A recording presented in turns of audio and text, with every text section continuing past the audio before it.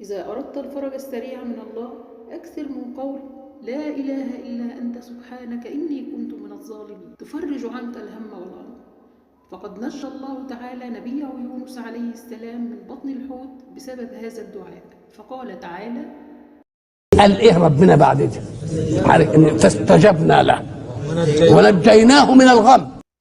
وإذا مكر الناس بك أكثر من قول وأفوض أمري إلى الله إن الله بصير بالعباد، فإن الله بعقبها يقول: فوقاه الله سيئات ما مكروا. وعند الخوف أكثر من قول حسبنا الله ونعم الوكيل، فإن الله بعقبها يقول: فانقلبوا بنعمة من الله وفضل لم يمسسهم سوء. وإذا أردت الدنيا وزينتها أكثر من قول ما شاء الله لا قوة إلا بالله.